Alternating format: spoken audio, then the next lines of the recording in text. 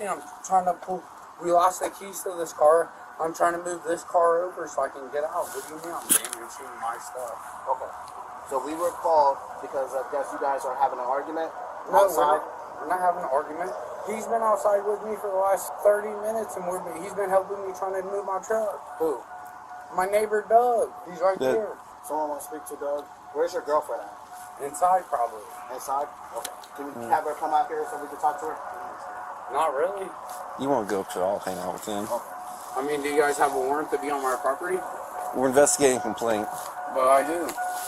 Somebody called and said there was a dispute going on over here. So that's why we're here to investigate. I'm trying to leave and she won't let me leave because she got me locked in. That's what we're here to figure out. Okay, I have nothing to say. Okay. Stay out of your car. Okay, can I turn it off? Yeah, that's fine. He's literally been helping me try to get my truck out, and he's gonna let me come stay at his house. I just want my truck out of the way so she can't block me in. We're having a little argument. It's nothing too crazy, nothing physical, nothing anything. All right. It's about some mental health stuff that's going on. As long as there's nothing physical going on, no, people are allowed to argue. So as long as that's all it is, nothing physical is going on. Fine. She said she was going to leave, and I told her, no, I'm going to leave. But now she won't move her car. So my buddy just died 2 weeks ago. That's his car. And I'm trying to pull me out sideways right here. I was actually going to go. My neighbor's real cool with me right here, and I was going to pull my truck sideways so I can drive out that way, so I can park at his house. Okay. I'm literally not doing anything. I'm not drinking. I'm not on no drugs. I'm not on no nothing. Where's she live at? Here. We live together. We've been living here for like 3.5 years. Okay. Well, the neighbor said that she's not home, that she's walking around. Okay. Stay over here, man. Am I detained? Yeah. For what? What is like I said, we're investigating a dispute. I know, but what is your risk with artificial suspension? I just told you we're investigating a dispute. What's the dispute about? That's what we're trying to figure out. Okay, well, if she's not here, then there's no dispute. Yeah, we still got to talk to people. So you're going to hang out here. So you're going to hang out here or hang out in the back of one of our cars? I haven't broken any laws. I'm in my driver. That's why I said you're detained. Okay, what law did I commit? I just said you're detained. I didn't say you broke a law. What law did I commit? I said you're detained because we're investigating a dispute. Yes. Both of them? Yeah. Can't you guys tell I'm trying to move my truck around her car so I can go park at my neighbor's house and hang out for the night? Okay, then just hang out for a second so we can get everybody's story. Like, okay? She's the one that fucking telling me that she's about to kill herself because she doesn't like our relationship, so I'm leaving for her. Okay. Just hang out for a second. Doug, you got my wallet? He's playing in there. He didn't see anything. And he wants him to stay with him tonight. Okay. Do you know where she went to? I don't know. I swear she walked inside. But this is her car, right? This is her car. Alright. This is my truck, full coverage. This is my buddy's truck that just died away 2 weeks ago, and I just took on his 3 kids. Are the kids here? No, my kids are at their dad's house, but the younger one, it's his birthday tomorrow, and we're setting up for his birthday and getting all ready for it. And then she don't think a PlayStation 4 is enough and a 55-inch TV is enough for a kid. She's mad because we can't get the PS5. Like, then she wants to put it on a credit card and shit. I'm done putting shit on credit cards. I'm done. But I got work in the morning because I got to pay bills. Do you know where no. she would have walked to? No. I'm not answering a number of questions till my lawyer's present. Well, right now, we're just looking to see what was going on. You're not in any trouble. I know, so I'm free to leave. At this point, the entire call is still recoverable. Think about how ordinary this began. Officers were not dispatched to a shooting. They were not called for a violent felony. They were called because neighbors reported a domestic dispute, a loud argument that had apparently been going on for more than an hour. And after several minutes of back and forth, the situation appears to be moving toward the simplest possible resolution, separation. Dustin says he wants to leave. The officers seem willing to let him go to the neighbor's house. One officer even says that would be a great idea. In a lot of domestic dispute calls, that is exactly what police are trying to accomplish: separate the parties, lower the temperature, and prevent the argument from becoming physical. But then another issue enters the scene: impairment. Officers ask whether he has been drinking, whether he has used marijuana, and they tell him plainly they do not want him driving. This is the moment where the case begins to shift. It is no longer only about the argument inside the relationship. Now the concern becomes what Dustin might do behind the wheel. And this is where the tension becomes important. Dustin keeps insisting he is not drunk, not high, not doing anything wrong. From his point of view, he is on his own property, trying to move his own truck, and police are interfering. But from the officer's point of view, they are watching a person who is emotionally escalated, possibly impaired, and now talking about moving a vehicle in the middle of an active police call. That difference in perception is what makes this moment so dangerous. Dustin sees control being taken from him. Officers see risk increasing in real time. And the most tragic part is that nothing catastrophic has happened yet. No shots have been fired. No pursuit has started. No officer has been injured. This is still the last clean off-ramp in the encounter. All he has to do is not get behind the wheel. Let the neighbor move the truck, walk away, cool down. But in true crime cases like this, the turning point is often not one dramatic explosion. Sometimes it is a refusal to accept a simple instruction. Sometimes it is one person deciding that being told no is the same thing as being attacked. And within seconds, that small decision at getting back into the truck will turn a domestic call into something much darker. Yeah, if you want to go over to his house, I think that would be a great idea. It sounds like you I'm really trying to care get my about it. truck out of here real quick, but you guys kind of like kidnapped me right now and I can't leave. We didn't kidnap you Yeah, anywhere. you did. You pulled up, put your red lights on, and told me to freeze. I don't have any lights on. You shined that light right there and told me to freeze and not to move. Yeah. I have everything on recording, bub. I know what I did. I know what I heard. I know what got I did. everything on I told you recording. you can't leave because you're detained because we're investigating a dispute. Okay, but she said I'm free to go. Yeah, because we're done investigating. Okay, then bye, toodles. Have you been drinking? No, I don't drink. How about marijuana? Nope. I smelled it. Yeah, I get subscribed my medical marijuana card. Do you want to see it? That's fine. I don't care. But I don't want I'm you at to, my home. I don't want you to drive. I'm not driving anywhere. That's great. That means I haven't smoked today. I wouldn't move this either. I haven't smoked today. Okay. I smelled some Okay. marijuana. Yeah, was it coming out of that car? Yeah. Yeah, that's not my car. Okay. So, what do you want me to do about it, sweetie? I just don't want you to drive. I'm not driving. Sure you don't need anything? Nope. Okay. You guys been dismissed. Okay. Before officers could leave the scene, the suspect jumped into his truck and began driving through his lawn, despite officers warning him about driving under the influence. Alright, come on, exit out of the vehicle. No. For what? You guys haven't... What did I do? So you was already instructed before not to get back in the vehicle, right? She told me I can move it out to I the said have W. your neighbor do Have it. your neighbor. I haven't even left my property, ma'am. I am not drunk. You can blood test me or whatever. Okay, we could do that. So come Yeah, on out we can so do we can that. get that No, done. bring it over here. Blood test me. We can't We blood do it. test you blood here. test you here. No, I haven't even left my property. Okay, well. Are you guys married? Your wife and Yes, you? we're It's your married. wife? Okay. I have not left my property. I moved it up here so he could fucking move it. I haven't even left my property. You've been smacking into that other car. No, I didn't smack into the Oh, other okay. fucking car. Okay. This is my property. Alright, Dustin, come on out, man. I'm not stepping out. You guys can figure the fuck out. I haven't even left my yard.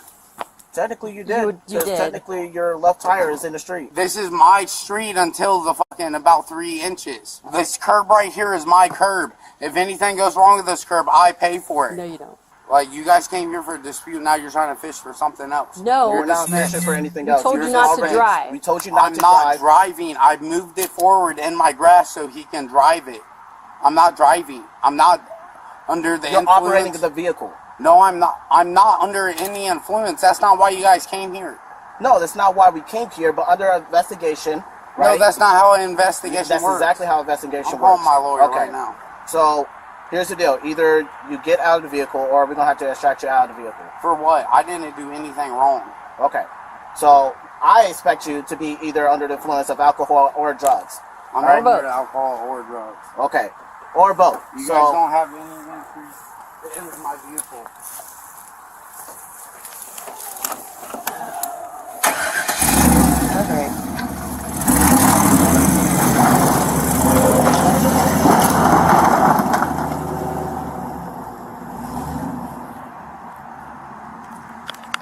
This is where the encounter stops being just argumentative and starts becoming tactically dangerous. Dustin is now inside the truck. Officers are no longer dealing with a man standing in the yard complaining about being detained. They're dealing with a man inside a running vehicle, refusing commands, emotionally escalated, and arguing over whether he has really driven or whether he is still on his property. That distinction matters to Dustin. He keeps repeating that he has not left his yard. He argues that he only moved the vehicle forward. He frames the officer's actions as fishing for charges, as if the original domestic call should limit what police are allowed to notice afterward, but police calls do not freeze in time. If officers arrive for one issue and then witness another potential crime or safety threat unfold in front of them, the investigation can change. That is exactly what happens here. The original call was about a dispute. But once Dustin gets into the vehicle after being warned not to drive, the officer's focus shifts to operation of a vehicle under the influence and public safety. This is also why the truck itself becomes central. A vehicle is not just transportation in a scene like this. It is weight, speed, and force. It can pin someone, strike a cruiser, run over an officer, or turn a front yard into a deadly space in seconds. That is why the commands become sharper: get out of the vehicle, turn it off, stop moving. From a storytelling perspective, this is one of the most important moments to slow down. Because viewers may be asking, why didn't they just leave? But the body cam shows why they could not simply walk away anymore. The risk was now active. A potentially impaired, highly agitated man was in control of a truck, and he was refusing to comply. At the same time, this is also the moment where de-escalation becomes extremely fragile. Dustin feels cornered. Officers are trying to assert control. Every second that passes, both sides become more locked into their positions. He demands legal justification. They demand compliance. He argues property lines. They see a vehicle that can move. And once a person in crisis is inside a running vehicle, the scene can change faster than anyone can verbally negotiate. That is the danger hanging over this moment. The situation has not fully exploded yet, but all the ingredients are now in place. You got it?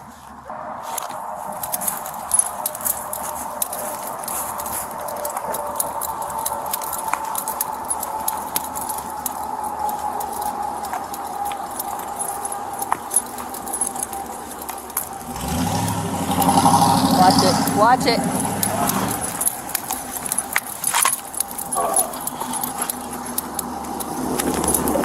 Hey! Stop the car! Put your hands up! Stop the car! Get out of the vehicle now! You're not going to end well. I didn't do shit. This is considered a deadly weapon, so turn off the car. Do not run into the cruiser. Do not run into the cruiser. We have told you to get out of the car. Get out of the car! Now! Dustin, out of the car now! Out of the car! Now! Shoot me. Out of the car right now, Dustin! Kill me. Turn the vehicle off! Kill me. Turn it off. You're going to have to kill me. No. You're going to have Dustin, to kill me. turn it off. You're going to have Dustin, to kill me. listen to me. How many kids you got?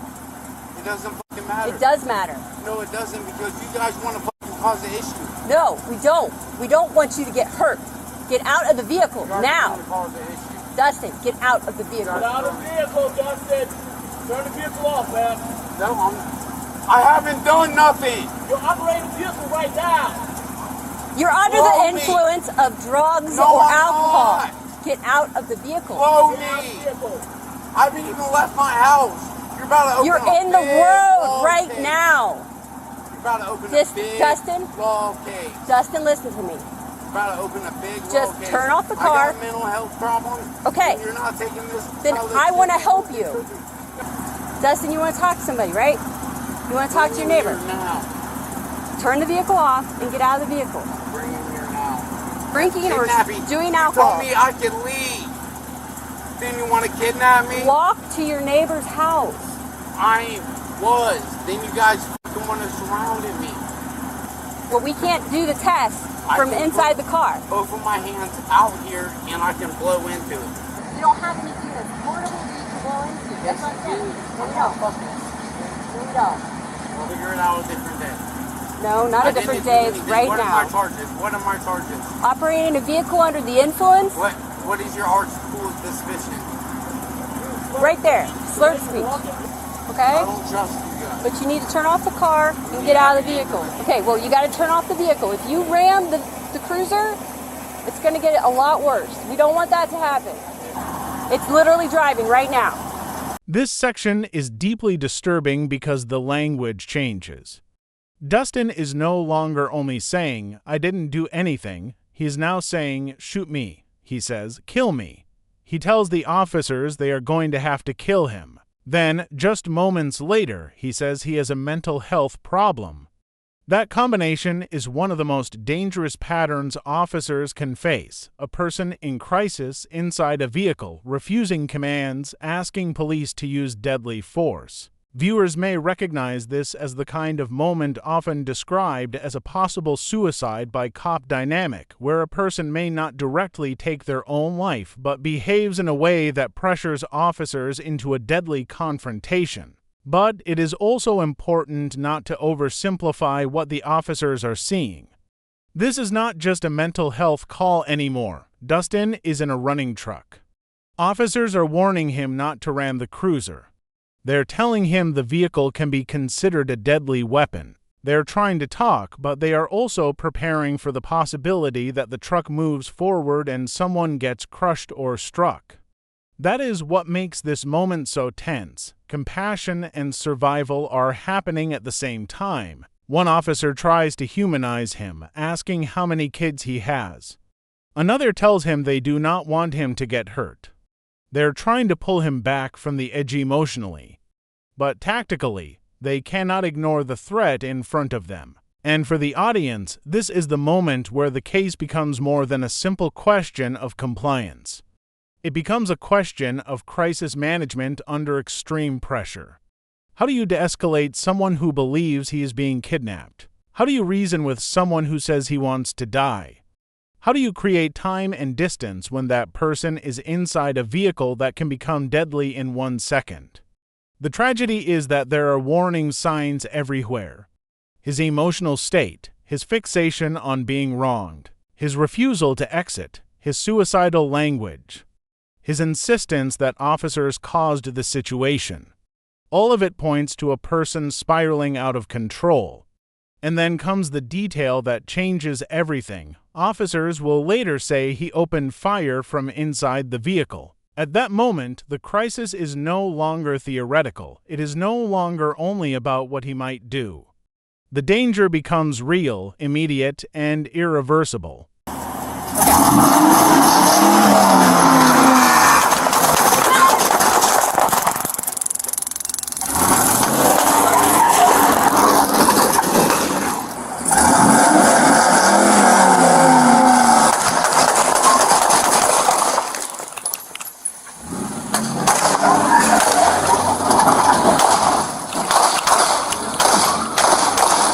Shots fired.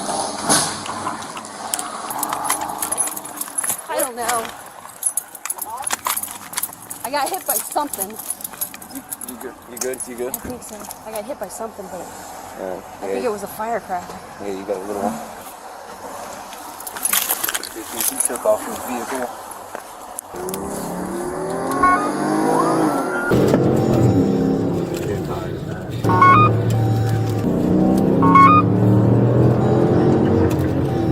Turn out 31. Westbound on 33. Clear. Sparks are flying from under the vehicle. 19 East, swerving back and forth, taking up both lanes. 19, you're clear, passing Northwest Parkway westbound. He's bailing.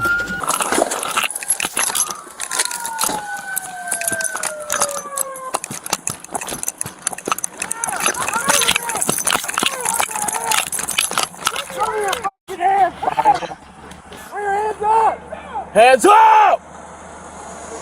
Hands up! There's only one person in the car. There's only one person in the car. Keep your hands up! Moving up. Go!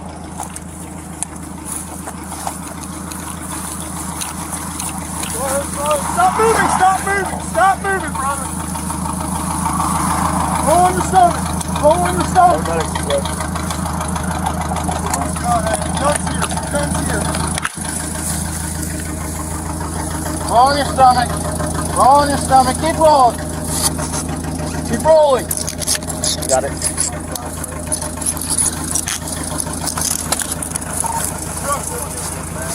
Everybody got a nice kid? I got one.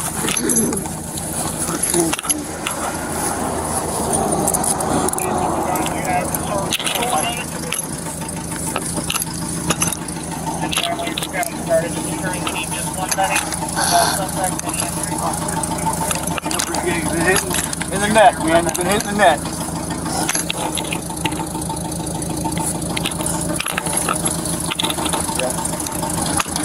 What do we need? Shot in the neck. The neck? Yep. Got packing right here. Still gate. Getting some trash. Large gash right there. You got more gauze than that. I'll refill that. I'll see.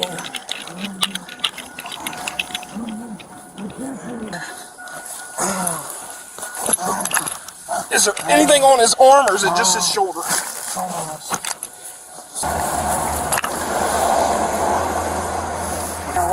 Okay. Well, I smelled alcohol when I first came up here, so. He was very. Sorry. Is that his right there? Yeah, that's his. Okay. Make sure it stays there. Firearm right here. He's got my tablet. You got my tablet?